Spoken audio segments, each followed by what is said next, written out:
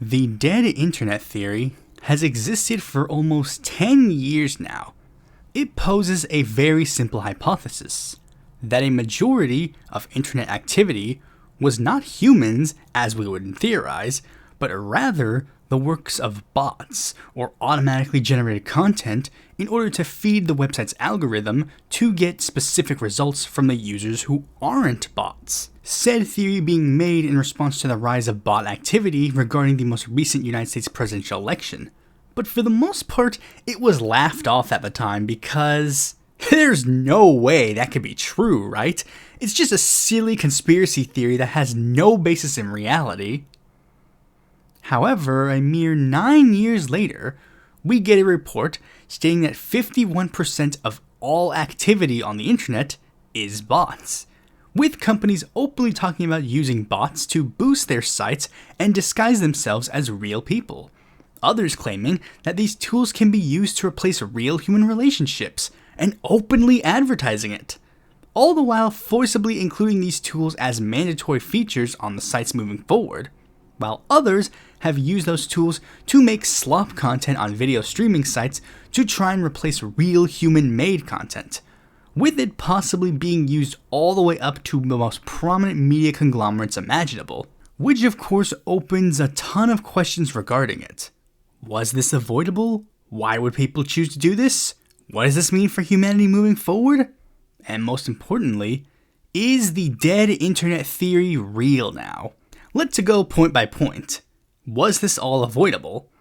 Technical evolution has obviously happened before, and most people have predicted that something like this would probably come to us in the far distant future, but having it actually play out before our eyes is something else. Like, yeah, maybe some people use AI chatbots for the occasional fun time, or maybe just an occasional haha funny video, but to use them to actually replace human relationships seems far-fetched. Well, unless you've paid attention to world affairs, and you know that this issue was borderline exactly predicted in another nation. 13 years ago, the YouTuber Gaijin Goomba made a video where they outlined a situation that was going on in Japan at the time. Tell me if this sounds a little familiar. A cultural divide between men and women leading to a declining birth rate, and the former deciding to forego real human interactions in favor of connections with an AI chatbot to fulfill their romantic and sexual needs. The specifics might not be one-to-one, but it shows that this was something that was very much predictable, a thing that would need to be addressed before we'd open this technology to a massive scale. Similar to the use of AI deepfakes in pornographic material, it's been a thing since at least 2017, with a lot of legal battles surrounding it.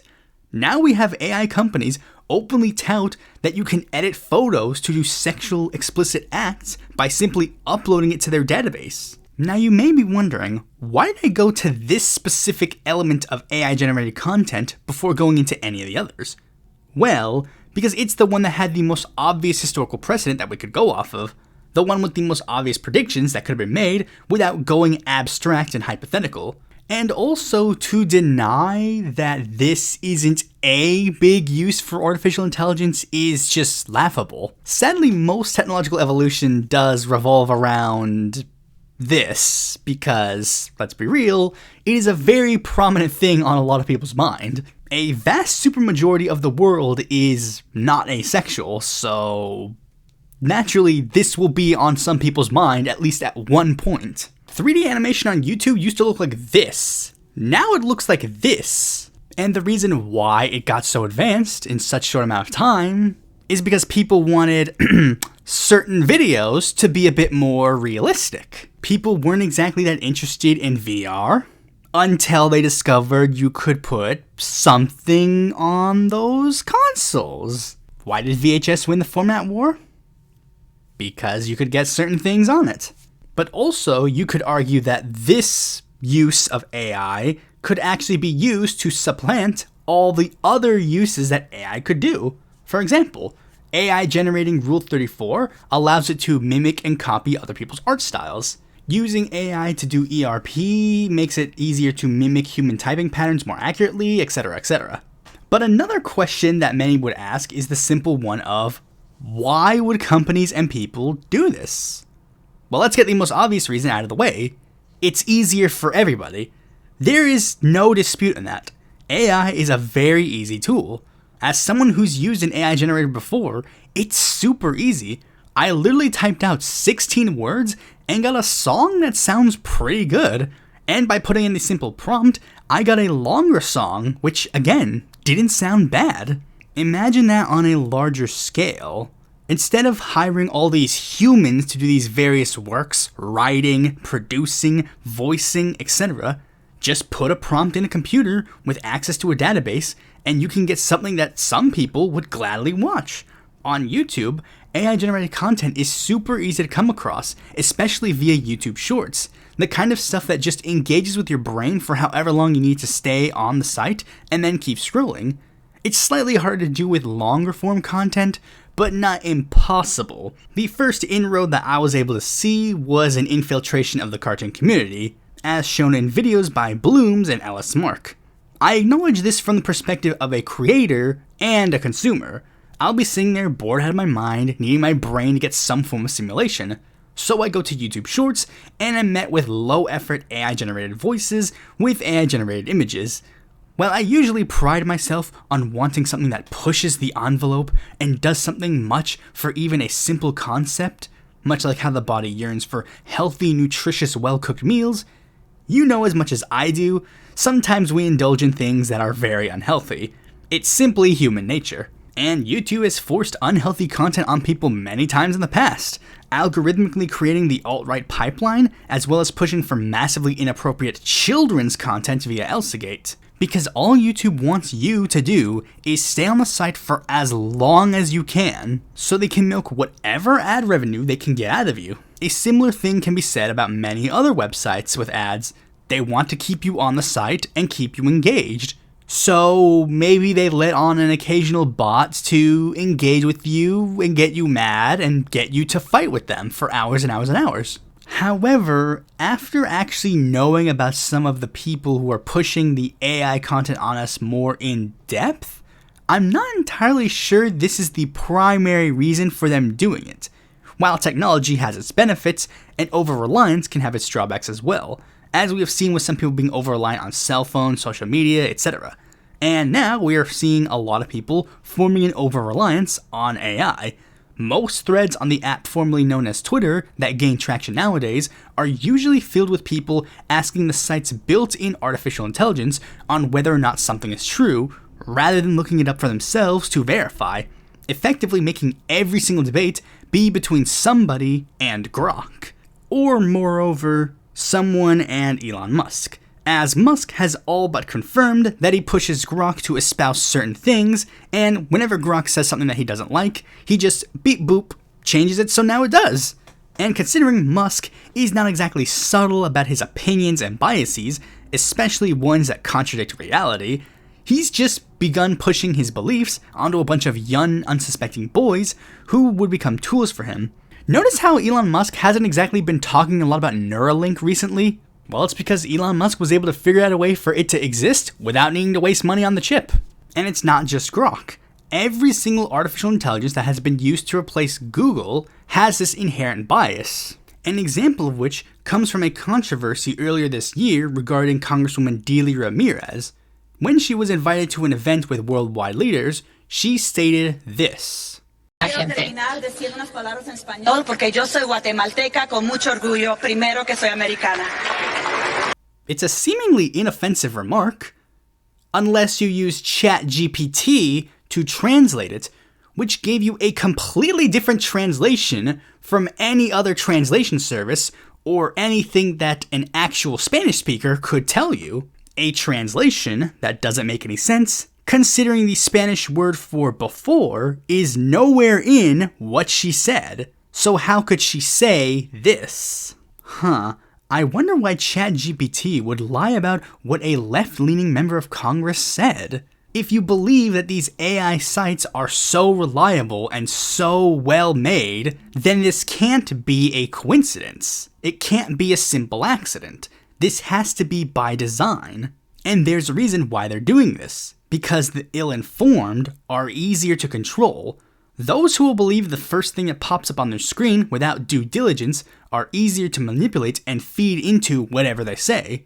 And unfortunately, we know a lot of people do that, as NPR brilliantly proved on April 1st of 2014, when they posted an article with the title, "Why Doesn't America Read Anymore?" which led to a ton of backlash from people commenting that they do read, which was very ironic considering that the article was literally a one-paragraph commentary on the fact that people usually commentate on the titles of articles and not the articles themselves. And to further hammer in the point, NPR posted the exact same article 4 years later, which was met with the exact same response as the initial one. Which leads to the third question of, what does this mean for the future of humanity? Simply put, this will either create or exacerbate problems relating to attention spans and social interaction.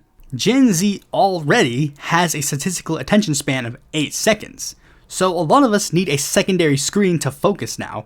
I bet right now a lot of you are watching this on one screen while using a secondary one to do something else, scrolling on your phone, checking your email, etc. Speaking from experience, 2 screens are basically my default setting now. And this is coming from the generation that matured with the technological boom. Imagine how this will affect a group of people who were younger, the kids who grew up in lockdown, who already had a jump start on an over-reliance on technology and social isolation. Or worse, the ones that will be born in a world where this type of technology is too readily available, especially since now there is no online space that is made for children. Children are now forced to go on sites that openly sell you AI girlfriends without a care in the world.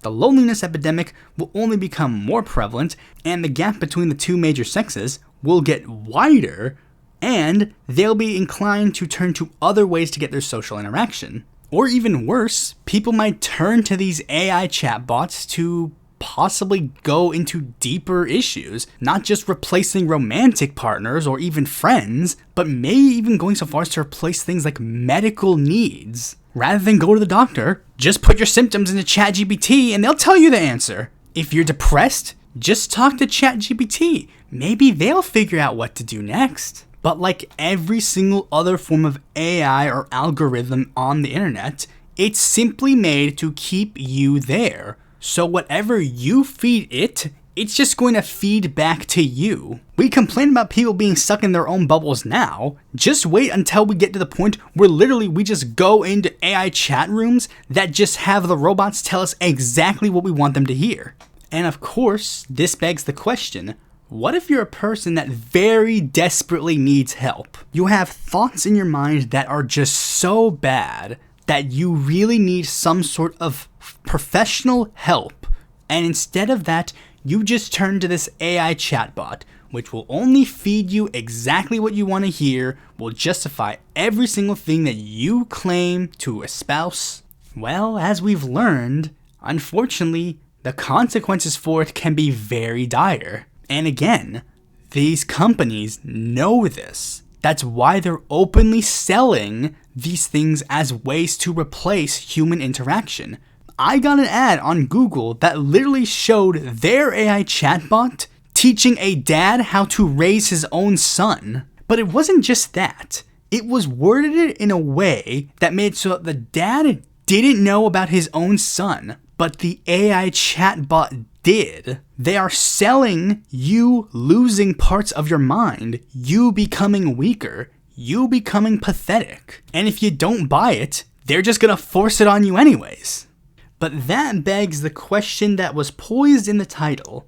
Is the dead internet theory real now?